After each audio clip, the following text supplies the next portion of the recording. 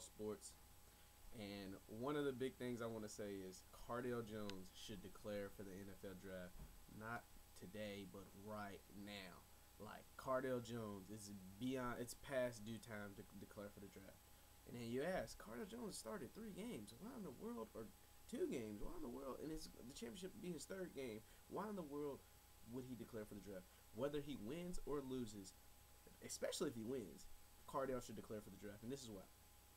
Cardale Jones is 6'5", 250 pounds, can throw the ball 85 yards on a rope with a rocket. He has a cannon. They call him 12 gauge for a reason.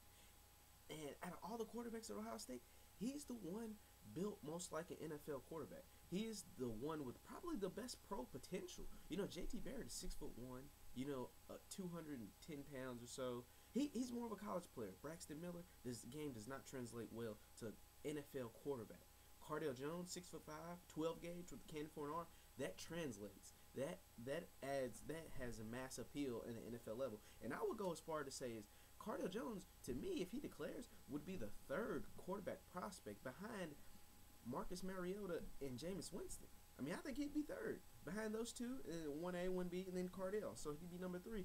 And the reason why I say this is because he has the most first-round potential out of pretty much any quarterback in college football. I know we have a small sample size. We only have 2 starts, and national championship game would be a 3rd one to base the whole draft pick on. But the reason why I say this is because look what he's done. 59-0 against Wisconsin. Alabama, which is the most NFL-like defense in college football, whether you want to admit it or not. I mean, they're the SEC. They're the cream of the crop of the SEC, and he pretty much handled his own, especially on 3rd down. That's your money down. On 3rd down, Cardale Jones did work against Alabama, converting like 8 third downs against Alabama, the Crimson Tide. And not only with his arm, he's mobile. He can run.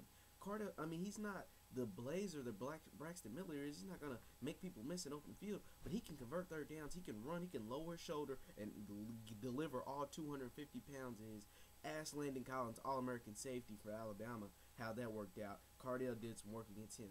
So I'm just saying, if I'm Cardale Jones, who is a redshirt sophomore and draft eligible for the 2015 NFL draft, I would seriously consider leaving Ohio State and going to the draft. Because if you come back to Ohio State, even after winning a national championship, there's a place you could end up right back on the bench. Because JT Barrett is only a redshirt sophomore, so barring the rules, he has to come back to school. We don't even know what's going to happen with Braxton Miller. That's all for Urban Meyer to decide in this offseason. So, at best, you're maybe a 3rd string again, a backup, after winning a national championship, a Big 12 championship, beating Alabama in the Rose Bowl, and a national championship. That's even if he wins. Now, Oregon might have something to say about that January 12th. But after all that, and you become being a backup again, there's no way. And you, like I said, you're the best draft prospect at quarterback at the school.